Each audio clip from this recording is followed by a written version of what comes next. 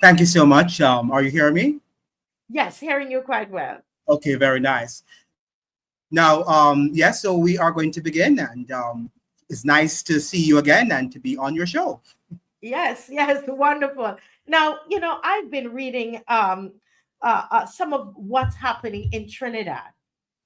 And while we can't we wouldn't deny that crime is a real issue. I sent Dave, I believe I sent Dave an article. Yes, If not, I'm going to just send it to you, because we before we even go in, Andrew, we want to set the stage here for what is happening in the Caribbean. And if Dave could check his WhatsApp, he will see an article there, and it says the Caribbean is for sale and criminals are buying it.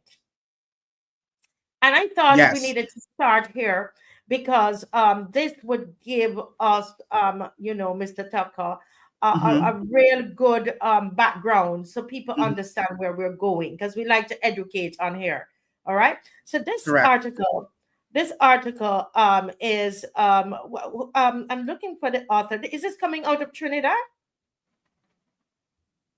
I think it's coming out of Trinidad. Yeah, I All right. think it is. Hmm. Yes, okay. And I'll just read a couple paragraphs. It says, once hailed as a global sanctuary of beauty and freedom where white sands met turquoise waters, and the rhythm of calypso echoed resistance and resilience, the Caribbean is now descending into a dark and dangerous abyss. What was You once a know, symbol of liberation? Yes? yes. I was just saying that these are commercialized, image of the Caribbean, because if you speak to Sir Hilary Beckles, the historian, he will tell you that we have always been violent because we learned that violence during slavery. Slavery was, the British and the Europeans practiced a lot of violence on Black people. So we have imitated to some extent that violence. Yes, we can say after slavery and to some extent into our independence, we sort of morphed into a peaceful sort of space. But then again, we had America to the north, and she is the reigning superpower, and she is also a violent empire. So we also are, what we're seeing are vestiges and remnants of European and American imperialism, which have come together, and they are taking their impact, or they're having their effects on the Caribbean through violence. Yeah, yeah, very well said. Because I mean, when you think of the pristine beaches and placid waters and so on, but underneath, our struggle has been very, very violent, and I think Correct, that's a very correct, good. correct. And Because we tend to, for example, when you hear in Jamaica that no problem on, that is for a tourist gimmick. It's not for the ordinary populace who have to deal with the harsh realities of living in Jamaica. But evidently, the tourists who go there, they're enjoying the peace and the calm and the beaches and all of what Jamaica and Barbados and all of these countries have to offer. But yeah, the harsh realities of everyday life, they often do not have to deal with. yes, yes, very well said. Now, to continue the article, it says, what once was a symbol of liberation from colonialism is fast becoming a lucrative hunting ground for traffickers. Hmm. Listen up, folks. Hmm. Cyber criminals. So we have traffickers, okay? We have cyber criminals Hmm. and global crime syndicates. That means it's organized, right, Mr. Tucker? Hmm. In the shadow of its turquoise coastlines and cruise ship ports, a silent war is raging, one that the region is losing with devastating consequences. Since Hmm. 2019, cybercrime, digital impersonation, human trafficking in the Caribbean have surged by over 200% since Yeah. 2019, turning island nations into fertile ground for exploitation. These crimes are no longer confined to back alleys, under the table networks. They operate in broad daylight, often with Yes. shocking ease. Corruption, institutional neglect, weak enforcement, and deafening silence from Caribbean leaders have allowed a criminal ecosystem to take root. The Yes. scale is staggering. And this is where I want to get to. They are estimating here that over 176,000 individuals are believed to be actively involved in this industry across the region. Folks, Mm-hmm. and Mr. Tucker, this is an entire country. You understand what I'm saying? Yes. There are Caribbean islands that's 170 something thousand people, right? Mm-hmm. This vast criminal network spans 11 sectors, including tourism, construction, agriculture, healthcare, and extends its reach into 12 Caribbean and Latin American countries. Right? Mm-hmm. Let me just read a little bit more. Venezuela has emerged as the epicenter of human trafficking operations. And if you Yes. look to see where Venezuela is, Guyana, Trinidad, you see what I'm saying? All of that there, Yes. and that is Mm-hmm. becoming the epicenter. It is Mm-hmm. of the emergence of human trafficking operations, Mm-hmm. while Haiti and Venezuela lead the way in migrant smuggling, right? Mm-hmm. And it goes on. The Caribbean, the region's geography makes it even more vulnerable. The Caribbean spans over 7,000 islands, hosting 13 sovereign states and 12 overseas territories. 15, what's that, 25 in all. Many of these islands, such as the 300 islands in Venezuela and 315 islands in Guyana, lack the resources to patrol their waters, secure their borders, or combat the increasing sophistication of these criminal syndicates and so on. So this is a very good read, I thought, there, Mr. Tucker. Any thoughts Mm-hmm. before we move on this article? Yes, what I would like to say, and I always do on my program, often sometimes not listened by viewers, is that we can't look at what is happening in the Caribbean in isolation. We have Yes. to look at the geopolitics, particularly what is happening to the north.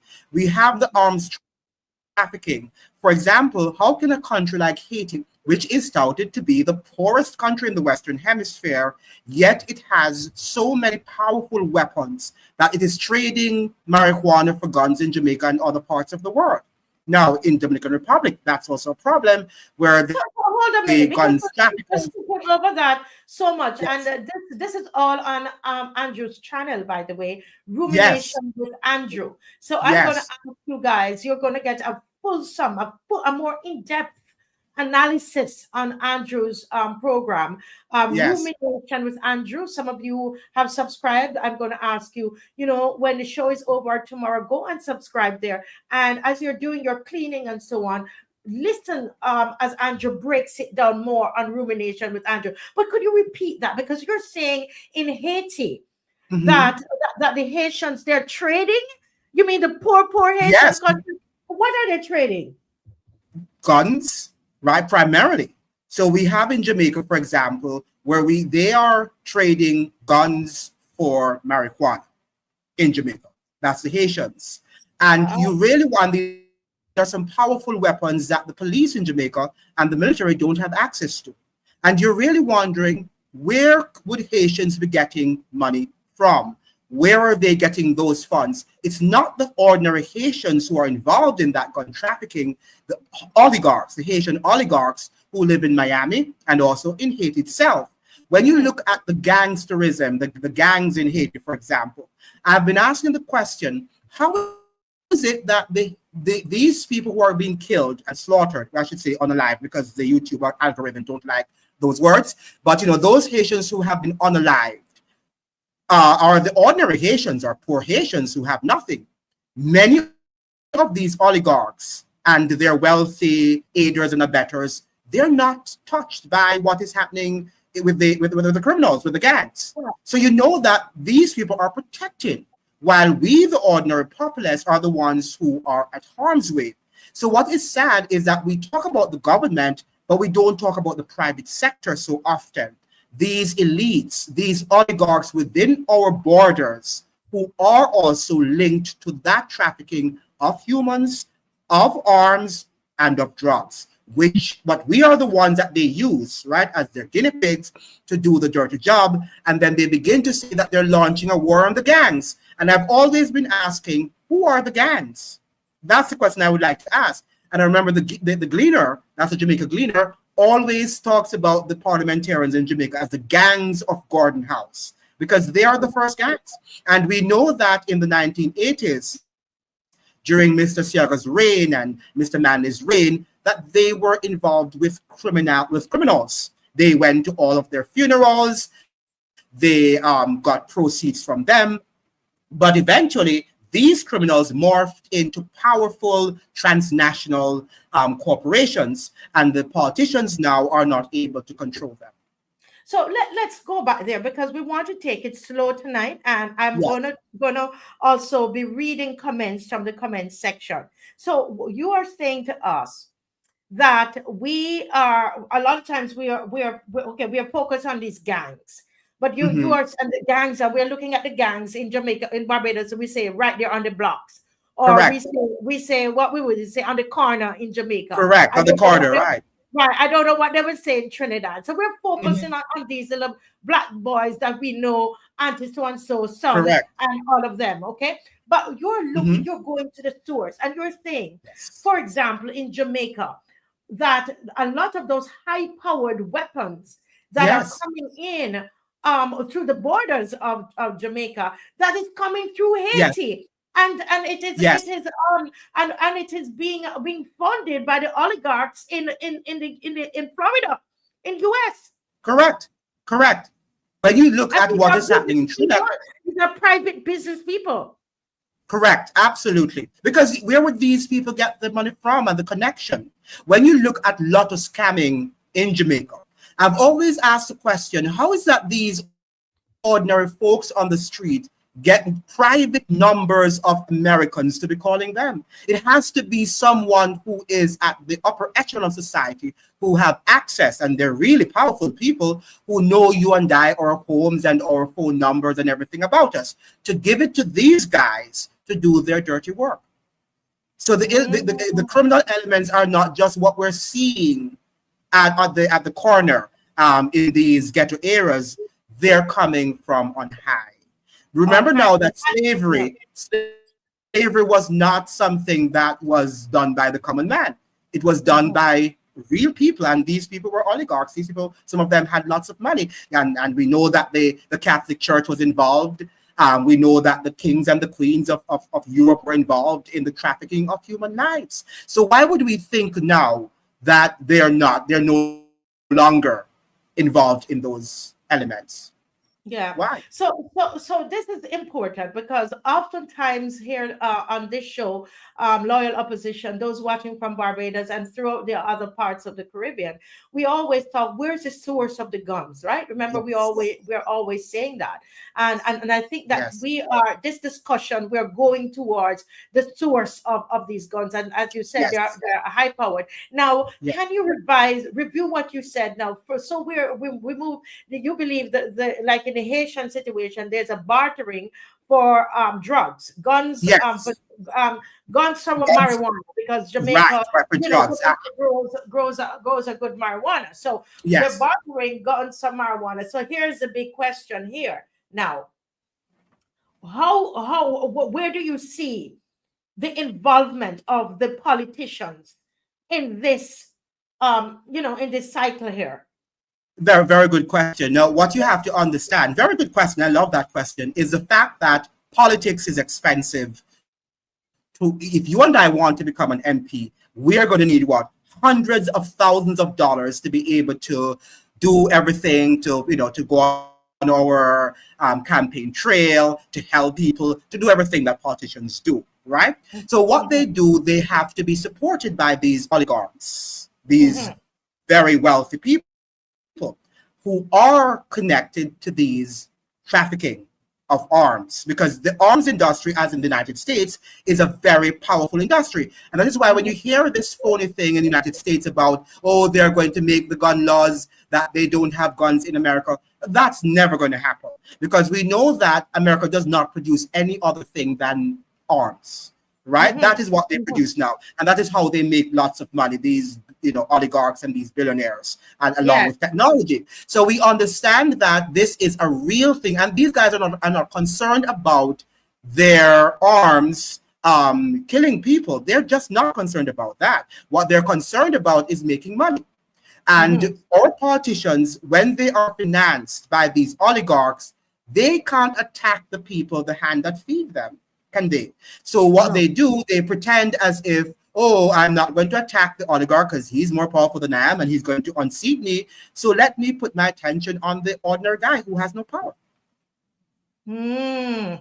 And Wow. we say that these, and we can see these people, but we're not seeing the oligarchs. Let us look at what is happening with Jeffrey Epstein. And if you're following those stories, and Before you go there, yes, Andrew, let me just yes, read a couple of these comments, because one of the things we have not yet started. I hope Dave can help me to do something before the end of the show where people yes. can actually call in. So because I want to read some of the comments that people, right? Um, the state of a country is the direct reflection of the quality or lack thereof of its government. That's Andrea and Adrian Hines.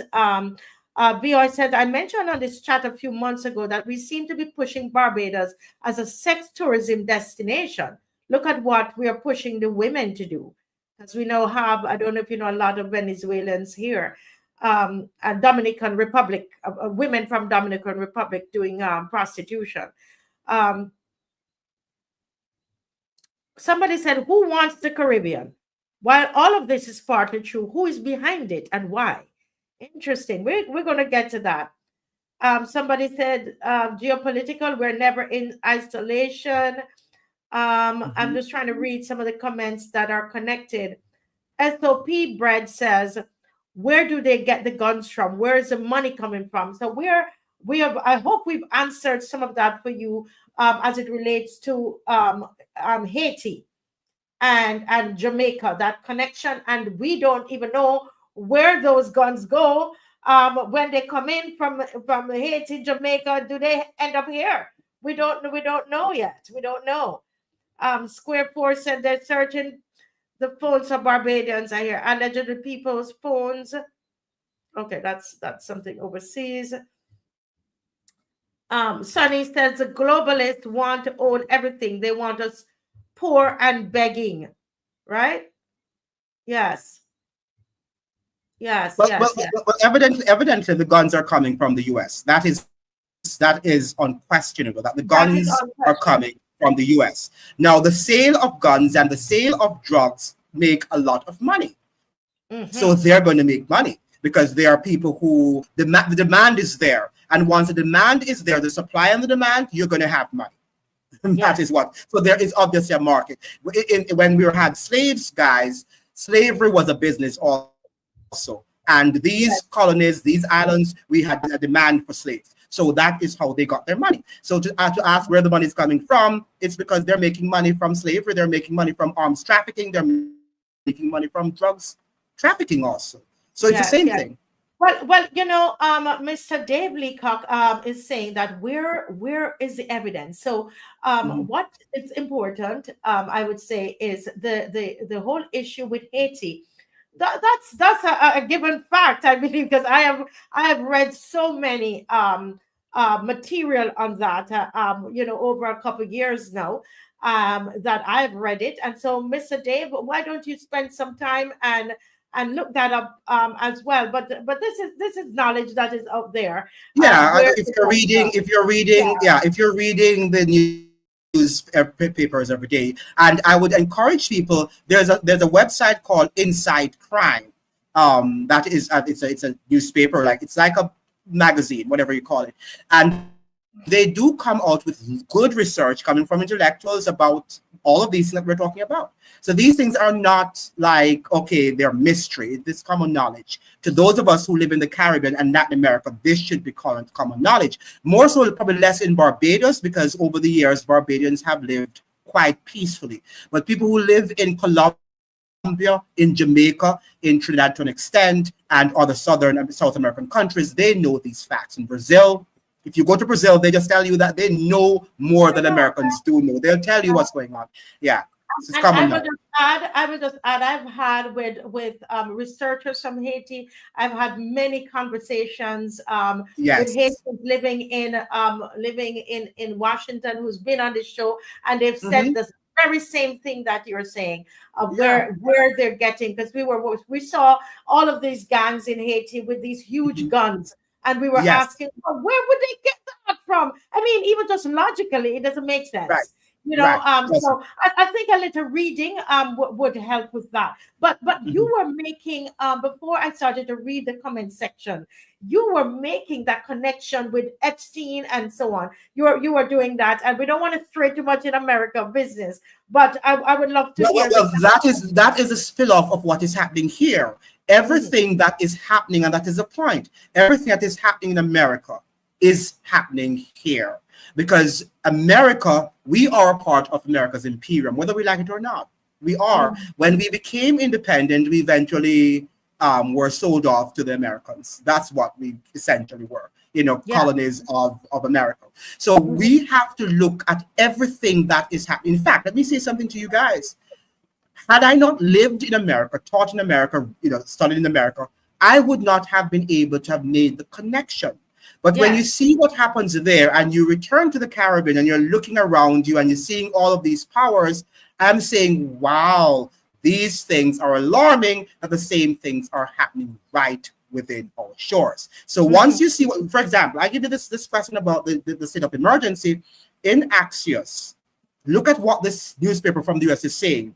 For in his first This 100 is days the as our article. Trump, This is an article that you sent me, right? I didn't send you this one. I'll send it afterwards. But this is in Axios, and those of you who know the Axios newspaper from the U.S. left-wing newspaper. But he's saying in his first 100 days, President Trump has declared more national emergencies more creatively and more aggressively than any president in modern American history.